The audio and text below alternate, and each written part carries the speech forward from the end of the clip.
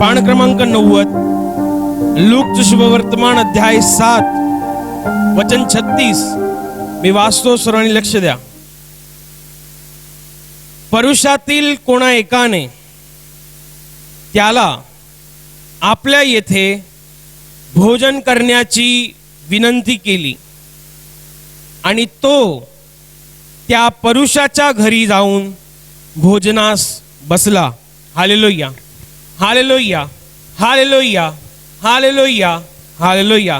प्रभू येशू ख्रिस्ताविषयी बायबल म्हणत आहे की कोणा एका परुषाने प्रभू येशू ख्रिस्ताला आपल्या घरी जेवणाचं आमंत्रण दिलं, जेवणाकरिता बोलावलं आणि बायबल असं म्हणत आहे की त्या आमंत्रणाला स्वीकारून, त्या बोलण्याला स्वीकारून, त्या विनंतीला स्वीकारून परमेश्वर प्रभू येशू ख्रिस्त त्या घरामध्ये जेवावयास भोजनास गेला।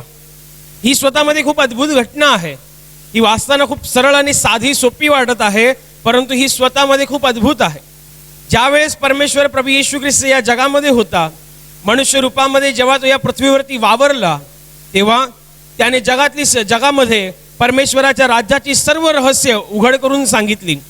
परमेश्वराचं मन अगदी सुस्पष्ट पद्धतीमध्ये लोकांसमोर त्यांनी प्रगट केलं। इतकंच नव्हे तर परमेश्वराच्या राज्यामध्ये मानवासंबंधी असलेली जी तारणाची योजना या पृथ्वीवरती प्रभू येशू ख्रिस्ताने पूर्ण केली। आणि ज्यावेळेस प्रभू येशू ख्रिस्त या पृथ्वीवरती परमेश्वरापासून असलेले शब्द, परमेश्वरापासून असलेले वाक्य, परमेश्वरापासून असलेली योजना जेव्हा सांगायचा, समजवायचा, तेव्हा तो अधिकारवाणीने सांगायचा, अधिकारवाणीने समजवायचा। जेव्हा तो बोलायचा तेव्हा एक अधिकारवाणी माणसाला अनुभवायस यायची। एका अधिकृत वाणीच्या द्वारे मनुष्य ऐकल्यानंतर त्यांच्या हृदयामध्ये एक स्वर्गीय अलौकिक शांतीचा अनुभव यायचा। बायबल म्हणत आहे की परमेश्वर प्रभू येशू ख्रिस्त जेव्हा लोकांसमोर उपदेश करायचा, तेव्हा तिथे उपस्थित असलेले शास्त्र अभ्यासक, शास्त्री, फरिसी, पंडित वर्ग हे येशू ख्रिस्ताच्या बोलण्याकडे बघून थक्क व्हायचे, कारण येशू हा कोणा साधारण माणसांसारखा नव्हे, तर अगदी अधिकृत वाणीने लोकांना सांगायचा, समजवायचा, बोध करायचा आणि लोकांना त्या बोधाद्वारे, त्या उपदेशाद्वारे आपल्या जीवनामध्ये अलौकिक शांतीचा अनुभव यायचा।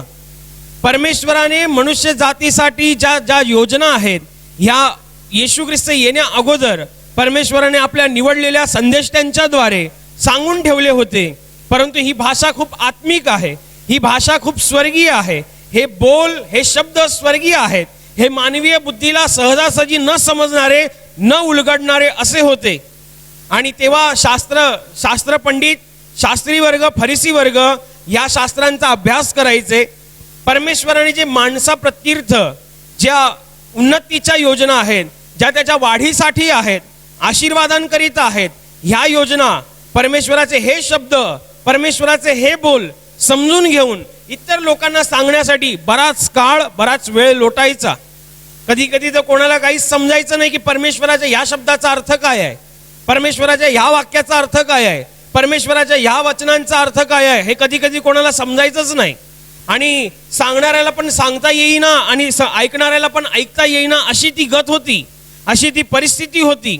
आणि अशा परिस्थितीमध्ये पुष्कळ लोक परमेश्वराच्या वचनांपासून वंचित राहायचे, परमेश्वराच्या वचनांच्या खऱ्या अर्थापासून वंचित राहायचे, परमेश्वराच्या खऱ्या योजनेपासून वंचित राहायचे। आणि लोक परमेश्वराच्या योजनेपासून वंचित राहिल्यामुळे आपल्या जीवनामध्ये ते अशांतीला अनुभवायचे।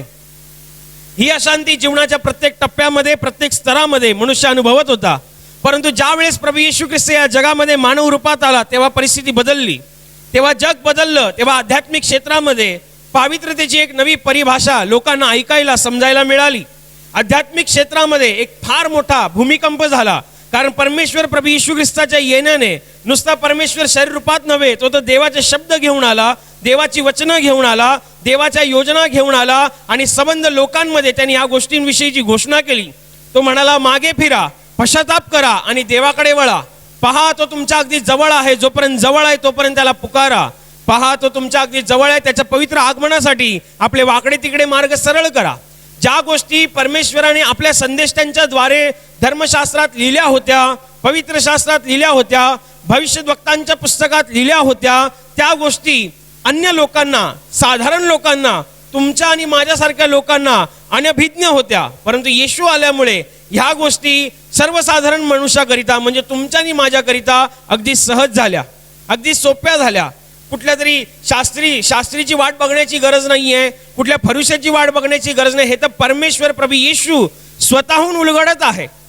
धर्मशास्त्रांमध्ये असलेली, संदेश त्यांच्या पुस्तकात असलेली मनुष्य जातीच्या उन्नतीची सर्व मार्ग प्रभू येशू ख्रिस्ताने सहज करून सांगितली, सोपी करून सांगितली. होय, बायबल तर इथपर्यंत सांगतं, ज्या वेळेस परमेश्वर प्रभू येशू ख्रिस्त शेतकऱ्यांमध्ये होता, तो शेतकऱ्यांमध्ये उपदेश करत होता, तेव्हा शेतकरी लोकांना परमेश्वराच्या राज्याची रहस्य समजण्यासाठी परमेश्वर प्रभू येशू ख्रिस्ताने शेतीचा दाखला दिला, पेरणी करणाऱ्याचा दाखला दिला आणि अशा असंख्य असे परमेश्वर प्रभू येशू ख्रिस्ताने दाखले दिले.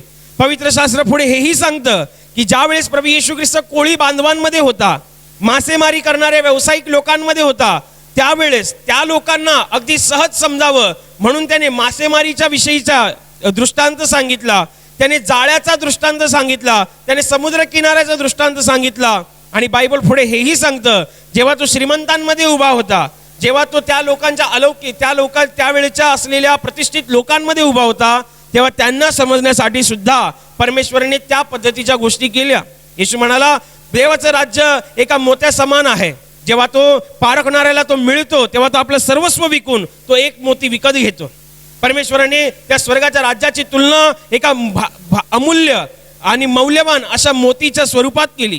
आणि तेव्हा तिथे उपस्थित असलेल्या लोकांना कळालं की परमेश्वराला स्वर्गाच्या राज्याविषयी काय सांगायचंय, परमेश्वर स्वर्ग राज्याविषयी काय सांगू इच्छितो. एकंदरीत काय की परमेश्वर प्रभू येशू ख्रिस्तामुळे मानवाला परमेश्वर अगदी सहज झाला, मानवाला परमेश्वर अगदी सोपा झाला. मनुष्य परमेश्वराशी थेट जोडला जाऊ लागला, मनुष्याला परमेश्वराच्या थेट योजना समजू लागल्या, मनुष्याच्या जीवनामध्ये परमेश्वर प्रभू येशू ख्रिस्ताद्वारे शांतीचा अनुभव यायला लागला. आणि झालं असं की लोकांचा जनसमुदाय येशू ख्रिस्ताच्या मागे उसळायचा. येशू जिथे कुठे जाईल, बायबल इथपर्यंत साक्ष देतं की येशू ख्रिस्ताचं फक्त ऐकण्यासाठी लोक 3 दिवस 3 रात्र उपासामध्ये होते. 3 दिवस 3 रात्र तहान भूक विसरलेले फक्त ऐकत होते. त्यांना फक्त येशूला ऐकायचं होतं. आणि म्हणूनच 3 दिवस 3 रात्र ते जेव्हा येशू बरोबर होते, तेव्हा येशूच्या शिष्यांनी सांगितलं, आता यांना घालवून द्या, आता यांना घरी जाण्याची आज्ञा करा, कारण ह्यांना खायला द्यायला आपल्याकडे काहीच नाही. तेव्हा परमेश्वर प्रभू येशू ख्रिस्ताने त्या 5,000 लोकांच्या जनसमुदायासाठी 5 भाकरी आणि 2 माशांचा एक अद्भुत चमत्कार केला, जो जग जाहीर आहे. एक अद्भुत चमत्कार केला ज्याचा बायबलमध्ये ठळक उल्लेख दिलेला आहे. अगदी अद्भुत. सांगण्याचं तात्पर्य एवढंच आहे की परमेश्वर प्रभू येशू ख्रिस्ताला ऐकण्यासाठी लोक कासावीस होते. परमेश्वर प्रभू येशू ख्रिस्ताला ऐकण्यासाठी लोक रानात जायची त्यांची तयारी होती. तो शेतमाळ्यात असेल तर तिथेही जायची तयारी होती, तो जर समुद्र किनाऱ्यावर असेल तर तिथेही जायची तयारी होती. ते येशू ख्रिस्ताला ऐकू पाहत होते, कारण तो जे बोलतोय ते स्वर्गीय बोलतोय, तो जे बोलतोय ते अधिकारवाणीने बोलतोय, तो जे बोलतोय ते देवापासून असलेलं बोलतोय.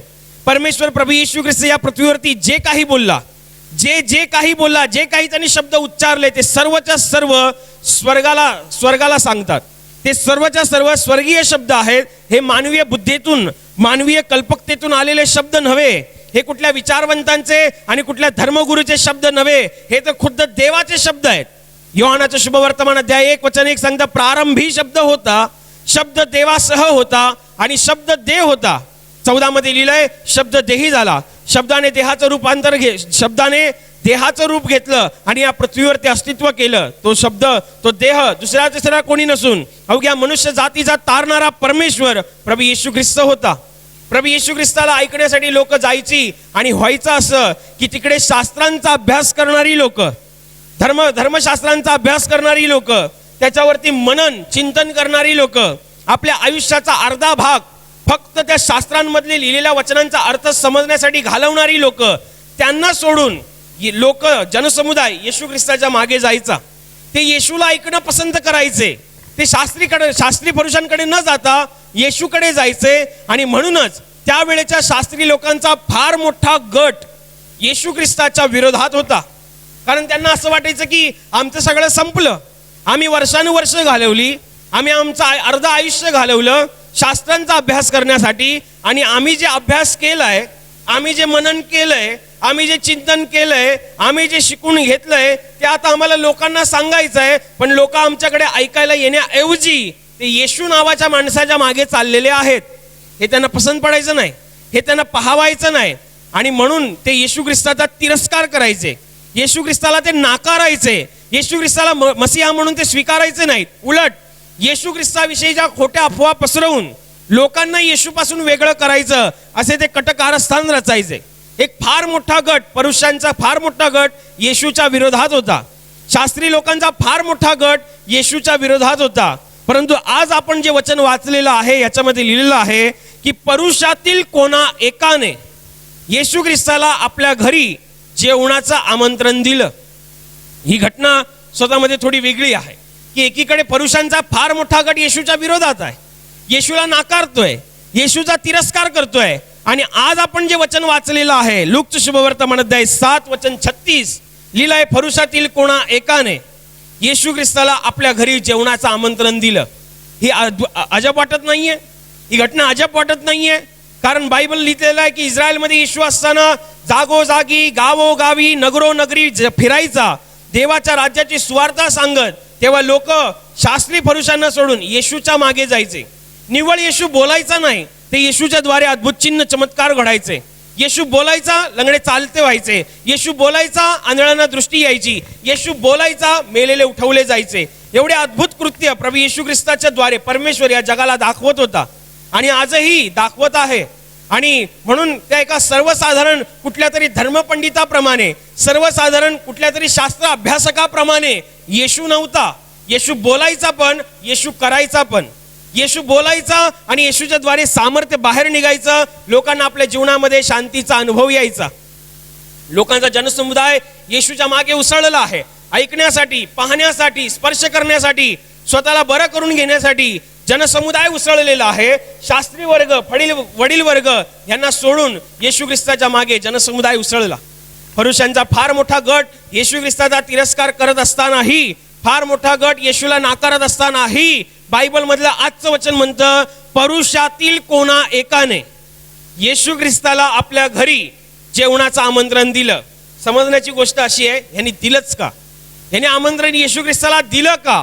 बायबल मध्ये लिहिलेलं आहे की ज्यावेळेस शास्त्री आणि फरिसी येशू ख्रिस्ताला उपदेश करताना बघायचे, लोकांना बोध करताना बघायचे, तेव्हा ते चकित व्हायचे की हा एवढ्या अधिकारवाणीने कसं काय बोलतो, एवढ्या अधिकारवाणीने बोलतो की कामं होतातच, एवढ्या अधिकारवाणीने बोलतो की लोक याच्या मागे कासावीस होतात. कधी कधी येशू ख्रिस्त किती कडक शब्द वापरायचा तरी सुद्धा लोक काही हलायची नाहीत, येशू ख्रिस्ताचा मागोवा घ्यायची, कारण त्यांना माहिती आहे जे होणार ते येशूच करणार. आणि एवढा अधिकार जेव्हा एका तरुण वयाच्या माणसाकडे आहे आणि आम्ही म्हातारे झालेलो आहोत, आम्ही अर्धवयामध्ये आलेलो आहोत आणि आम्ही एवढ्या अधिकाराने बोलत नाही, आम्ही एवढ्या कटाक्षाने बोलत नाही, पण येशू बोलतोय आणि तरी सुद्धा लोक याच्या मागे जात आहेत. का बरं? याला अधिकार मिळाला कुठनं? हा कसा बोलतो? ह्याच्याकडे एवढे ज्ञान आलं कुठनं? ह्याच्याकडे जे सामर्थ्य हे आलं कसं? या सगळ्या गोष्टी अनुभवण्यासाठी, समजण्यासाठी, शिकून घेण्यासाठी, मनन चिंतन करण्यासाठी या फरुषा माणसाने येशू ख्रिस्ताला आपल्या घरी जेवणाचं आमंत्रण दिलं होतं. एकंदरीत काय की त्याला येशूला जाणायचं होतं, एकंदरीत काय तर त्याला येशूला समजून घ्यायचं होतं. आणि म्हणून येशू बरोबर समजून कसं घ्यायचं, तर येशू बरोबर वेळ घालवायला लागेल. आता येशू बरोबर वेळ कसा घालवायचा, म्हणूनच या शास्त्री, ह्या फरुषातील एका माणसाने येशू ख्रिस्ताला आपल्या घरी जेवणाचं आमंत्रण दिलं. कारण त्या जेवणाच्या आमंत्रणामध्ये येशू त्याच्या घरी भोजनास येईल आणि जेव्हा भोजनास येईल तेव्हा एक बराच वेळ, एक पुरेसा वेळ त्याच्या येशू सोबत मला घालवता येईल आणि समजून घेता येईल की हे सामर्थ्य याच्याकडे आलंच कुठून, हा अधिकार याच्याकडे आलाच कसा, हा एवढ्या अधिकृत वाणीने बोलतोच कसा, हा इतका कटाक्षतेने बोलतोच कसा, इतक्या सोप्या, सहज आणि समजेल उमजेल अशा भाषेमध्ये हा बोलतो कसा, लोक याच्यामध्ये का उसळलेली आहेत, सगळं जाणून घ्यायचंय त्याला. येशूला जाणून घ्यायचंय, येशूला समजून घ्यायचंय. आणि म्हणूनच या फरुषाने येशू ख्रिस्ताला आपल्या घरी जेवणाचं आमंत्रण दिलं. येशूला समजण्यासाठी त्यांनी येशू ख्रिस्ताला जेवणाचं आमंत्रण दिलं. म्हणजे समजण्याची गोष्ट ही आहे की परमेश्वराला जेव्हा तुम्हाला जाणायचं असतं, जेव्हा तुम्हाला परमेश्वराला समजून घ्यायचं असतं, तेव्हा तुम्ही हवेत समजू नाही शकत त्याला, तेव्हा तुम्ही असंच समजू नाही शकत. परमेश्वराला समजण्यासाठी परमेश्वराबरोबर वेळ घालवणं महत्वाचं आहे, परमेश्वरासोबत राहणं महत्वाचं आहे, परमेश्वराला जाणून घेण्यासाठी मेहनत घेणं महत्वाचं आहे. या फरुषी माणसाने जर येशूला जाण्यासाठी काही केलं तर त्यांनी एक पहल केली, त्यांनी एक पाऊल उचललं, ते म्हणजे त्यांनी येशूसोबत वेळ घालवण्याची तयारी केली. बायबल असं म्हणतं, चांगल्या गोष्टी बळकट धरा. या परुषी माणसाने येशू ख्रिस्ताला आपल्या घरी जेवणाकरिता बोलवलं अशासाठी की त्याला येशूसोबत वेळ घालवायचा होता, त्याला येशूला जाणायचं होतं, येशूला समजायचं होतं. आणि म्हणूनच त्याने येशू ख्रिस्ताला आपल्या घरी जेवणाचं आमंत्रण दिलं. आणि बायबल असं म्हणतं, येशूने सुद्धा हे आमंत्रण स्वीकारलं. येशूने सुद्धा या पुरुषाच्या विनंतीला स्वीकारलं, कारण येशू तर पुढच्या सर्व गोष्टी जाणणारा होता, त्याला सर्व काही माहिती होतं. येशू ख्रिस्त पुरुषाच्या घरी जेवायला गेला आणि मग बराच तिकडे वेळ गेला, खानपान झालं. आणि तेवढ्यात तिकडे एक पापी स्त्री आली. बायबल तिचा उल्लेख, त्या स्त्रीचा उल्लेख पापी स्त्री म्हणून करत आहे. ही स्त्री जेव्हा या पुरुषाच्या घरी येते तेव्हा ती पाहते येशू तिकडेच बसलेला आहे. येशूच्या पायापाशी ती उभी राहते आणि रडते. तिच्या डोळ्यातनं निघणारा प्रत्येक अश्रू तिने त्या जीवनात केलेल्या पापाच्या पश्चातापाविषयी घोषणा करत आहे, साक्ष देत आहे. ही रडते, तिच्या डोळ्यातनं निघणारा प्रत्येक आसव त्या येशू ख्रिस्ताच्या पवित्र चरणाशी पडत होता. आणि ते पडलेलं पाहून, ते ओले झालेले पाय पाहून ती आपल्या केसांनी ते पुसते आणि आपल्याजवळ असलेलं सगळ्यात महागडं तेल, आपल्याजवळ असलेलं सगळ्यात महागडी कुपी ती येशू ख्रिस्ताच्या चरणाला ते अत्तर लावते. आणि येशू तिला म्हणतो, बाई तू शांतीने जा, तुझ्या विश्वासाने तुला तारलं आहे.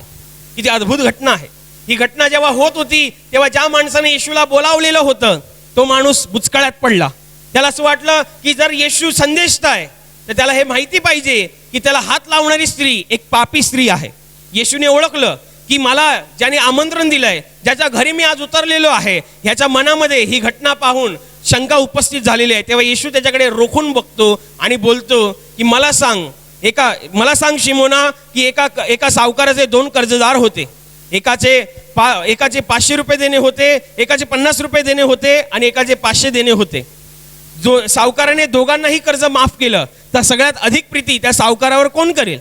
तेव्हा शिमोनाने उत्तर दिलं की ज्याचा अधिक क्षमा झाले तोच अधिक प्रीती करेल. तेव्हा येशूने सांगितलं की ज्यांची थोडक्यांची क्षमा झाली ते माझ्यावर थोडकी प्रीती करतात आणि ज्याची पुष्कळांची क्षमा झाली ते माझ्यावर पुष्कळ प्रीती करतात. लाख मोलाचं वचन येशू ख्रिस्ताने त्या घरामध्ये दिलं. लाख मोलाचं समीकरण येशूने त्या घरामध्ये दिलं. इतकं लाख मोलाचं आहे, इतकं अमूल्य आहे की इतकं अतुल्य आहे की त्याची तुलना होऊ शकत नाही. की बायबल म्हणतं की बायबलमध्ये त्याची साक्ष देऊन ठेवलेली आहे. त्या फरुशाच्या घरी परमेश्वराने त्याला जो लाख मोलाचा सल्ला, लाख मोलाचं समीकरण शिकवलं ते आज बायबलमध्ये लिखित आहे. म्हणजे या वचनाला, या समीकरणाला मोल नाही आहे, या वचनाला, या समीकरणाला तुलना नाही आहे कशाची. इतकं अतुल्य असं वचन परमेश्वर प्रभू येशू ख्रिस्ताने त्याला शिकवलं. येशू ख्रिस्त तिथून निघून गेला. येशू ख्रिस्ताला माहिती होतं की मी याच्या घरी गेल्यानंतर काय होऊ शकतं. एक स्त्री माझ्याकडे आपला पश्चाताप व्यक्त करायला येऊ शकते. एक स्त्री माझ्याकडे आपलं पापी जीवन सोडून आपलं पूर्ण लक्ष देवाकडे लावण्यासाठी, आपलं मन मोकळं करण्यासाठी ती माझ्याकडे येऊ शकते, हे येशूला माहिती होतं. आणि म्हणूनच येशूने परुषाची ती विनंती स्वीकारली. आणि येशूला माहिती होतं की ह्याला मला जाणायचंय. येशू अधिकच गेला. जिकडे परमेश्वराला रिस्पॉन्स दिसतो, जिकडे परमेश्वराला प्रतिसाद दिसतो, परमेश्वर स्वतःहून पुढाकार घेतो. तुमच्या जीवनात जर परमेश्वराला प्रत्येक वेळेला, प्रत्येक ठिकाणी, प्रत्येक स्तरावरती जर प्रतिसाद मिळत असेल तर ध्यानात घ्या, परमेश्वर तुमच्यासाठी पुढाकार घेईल.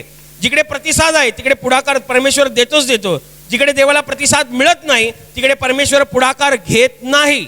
म्हणूनच बायबलमध्ये लिहिलंय की येशू ख्रिस्त जो नाझरेतकर येशू म्हणून ओळखला गेला, नाझरेता तो लहानाचा मोठा झाला. या नाझरेत गावामध्ये जेव्हा येशू आला तेव्हा त्या नाझरेत गावामध्ये येशूची इच्छा असतानाही त्याने तिकडे चमत्कार केले नाहीत. कारण त्या गावामध्ये येशूला प्रतिसाद मिळत नव्हता. त्या गावामध्ये प्रतिसाद मिळत नव्हता. त्या गावामधली लोक येशूवरती पुरेसा विश्वास ठेवत नव्हती. ते येशू ख्रिस्ताला मानवीय नजरेने पाहत होती की हा मरियेचा पुत्र आम्हाला माहिती आहे, हा योसेपाचा पुत्र आम्हाला माहिती आहे, ह्याच्या बहिणी आम्हाला ठाऊक आहेत, ह्याचे भाऊ आम्हाला ठाऊक आहेत, आमच्या समोरच लहानाचा मोठा झालाय. ते कुठेतरी मानवीय दृष्टिकोनातून पाहत होते. त्यांना जसा प्रतिसाद देवाला द्यायला हवा होता तसा त्यांनी दिला नाही. येशू ख्रिस्ताने पुढाकार घेतला नाही. जिकडे येशू ख्रिस्ताला प्रतिसाद दिला जातो, जिकडे देवाला प्रतिसाद दिला जातो तिकडे स्वतः देव पुढाकार घेतो.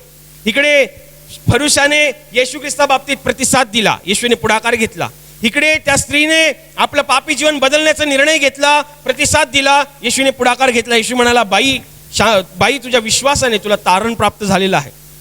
आजच्या घटनामध्ये, आजच्या वचनामध्ये शिकण्यासारखी गोष्ट हीच आहे की तुम्हाला जेव्हा देवाला जाणायचं आहे, देवाला समजून घ्यायचं आहे, तर देवाबरोबर वेळ घालवणं तितकंच महत्वाचं आहे. जर तुम्ही देवाबरोबर वेळ घालवू शकत नाही, देवासाठी वेळ देऊ शकत नाही, तुम्ही देवाला कधीच जाणू शकत नाही. देवाला वेळ देण्यासाठी, देवाला जाणून घेण्यासाठी तुम्हाला वेळ देणं फार महत्वाचं आहे. देवाला जाणून घेण्यासाठी, समजून घेण्यासाठी मेहनत घेणं फार महत्वाचं आहे.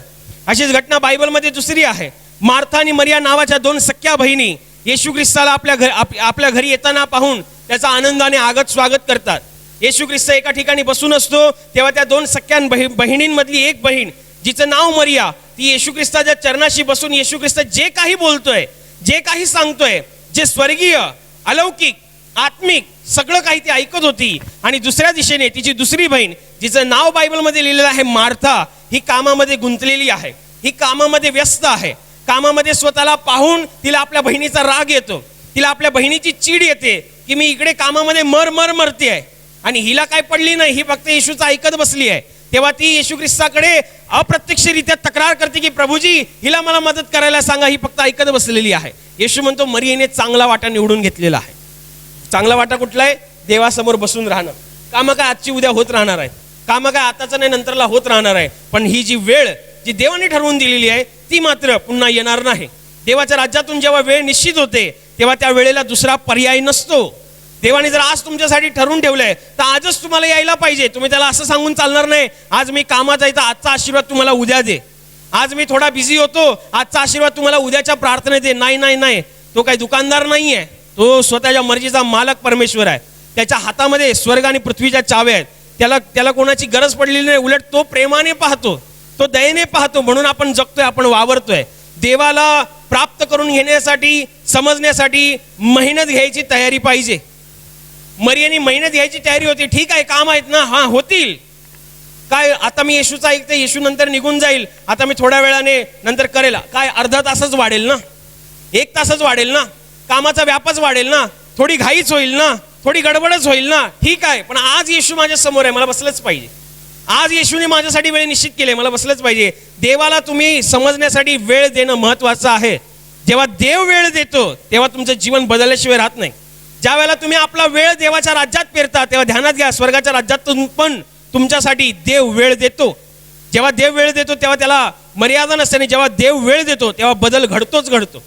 जक्कायाच्या घरी जेव्हा येशू ख्रिस्ताने आपला वेळ दिला, येशू जक्काई नावाच्या माणसानं मला, जक्काया त्वरा करून खाली ये, आज मला तुझ्या घरी उतरवायचे आहे. येशू ख्रिस्ताने स्वतःहून आपला वेळ त्या जक्कायाला दिला. आणि बायबल म्हणतं येशू ख्रिस्ताने जेवढा वेळ जक्कायाच्या घरी घालवला त्या वेळेमध्ये जक्काई नावाचा माणूस आपल्या जागेवरती उभा राहून म्हणाला, प्रभूजी, ज्याचं मी लुबाडलेलं आहे त्याला 4 पटींनी परत करतो, आणि माझ्या संपत्तीतली अर्धी संपत्ती विकून मी गोरगरिबांना वाटून देतो. किती अद्भुत चमत्कार. एक माणूस ज्याला फक्त घ्यायचंच माहिती होतं, जो कंजूस, लबाड वृत्तीचा आणि छिनून घेणारा होता, हिसकावून घेणारा होता, हा माणूस येशूच्या संपर्कामध्ये राहून पूर्ण बदलतो. आणि याच्या घराण्याला प्रभू येशू ख्रिस्ताच्या द्वारे तारणाचं अभिवचन मिळतं. किती अद्भुत आहे हे. जेव्हा देव वेळ देतो परिस्थिती बदलते. पण सगळ्यात पहिलं तुम्हाला आपला वेळ देता आला पाहिजे. देवाला समजून घेण्यासाठी वेळ देता आला पाहिजे. देवाला जाणून घेण्यासाठी वेळ देता आला पाहिजे. मेहनत घेता आली पाहिजे. आजच्या युगामध्ये 21व्या शतकात आपण आहोत, आणि 21व्या शतकामध्ये आपली स्थिती त्या मार्थेसारखीच आहे. ती मार्था म्हणते माझी ही काम आहेत, माझी ती काम आहेत, पण आपलं लक्ष, आपलं मन त्या मरियेसारखं असायला पाहिजे. ठीक आहे, आता काम आहेत ना, पण आता येशू आहे, बोलतोय, तो काहीतरी सांगतोय, तो काहीतरी समजावतोय, नंतर काय काम मी करेनच. मी तर एवढ्यापर्यंत पाहिलेले की काही लोक सिरियल बघायला पाहिजे म्हणून रात्रीची भांडी सकाळी घासतात. एवढ्यापर्यंत मला माहिती आहे. विचार करा, एक जगातला माणूस एक नश्वरतेच्या अधीन असलेली सिरियल पाहण्यासाठी जर आपलं काम पोस्टपोन करतोय, पुढे ढकलतोय, तर देवाच्या प्रार्थना करण्यासाठी, देवाला जाणून घेण्यासाठी, देवाला समजून घेण्यासाठी आपण का तडजोड करू नये? जगातला माणूस जगातल्या गोष्टी मिळवण्यासाठी तडजोड करतोय, आणि आम्ही देवाची माणसं, देवावर विश्वासणारे, देवाला मिळवण्यासाठी तडजोडच नाही. पण पहिलं पाणी भरून घेतो, गाणी काही चालतच राहतील, प्रार्थना काय होतच राहील. पहिलं माझ्या भावाचं लग्न बघतो, प्रार्थना काय होतच राहते. पहिलं माझ्या नातेवाईकाचं लग्न बघतो, प्रार्थना काय होतच राहते. पहिलं मी माझ्या बॉसला खुश करून येतो, प्रार्थना काय होतच राहते. अरे होतच राहते, पण वेळ बदलायला आणि परिस्थिती बदलायला टाइम नाही लागत का? तुम्हाला माहित नाही? कोरोना काळ आला, प्रार्थना सभा बंद झाल्या. कोरोना काळ आला, प्रार्थना घरं बंद झाली, गिरिजा घरं बंद झाली, प्रार्थना लय बंद झाली, आणि लोक घरात बसली. ही तर देवाची कृपा, इथे देवाची मेहर नजर की देवाने आपल्या सेवकांना ऑनलाईन प्रार्थनेच्या द्वारे, सोशल मीडियाच्या द्वारे आपला प्रचार करण्यासाठी, त्याचं कार्य करण्यासाठी संधी दिली. पण जेव्हा ही संधी माणसाच्या पुढ्यातनं आलेली आहे तरी सुद्धा मनुष्याला वेळ देता येत नाहीये. आज जर जगामध्ये जर परमेश्वराला समजण्यासाठी काय हवं आहे तर पहिलं म्हणजे तुम्हाला वेळ देता आलं पाहिजे, तुम्हाला थांबता आलं पाहिजे, निहाळता आलं पाहिजे, समजून घेता आलं पाहिजे, तरच तुम्ही आपल्या जीवनामध्ये परमेश्वराच्या राज्यातून पुरेपूर अनुभव घेऊ शकता. जर तुम्हाला वेळ देता येत नाही, जो माणूस देवाला वेळ देऊ शकत नाही हा माणूस आपल्या जीवनात फारसं काही मिळवू शकत नाही.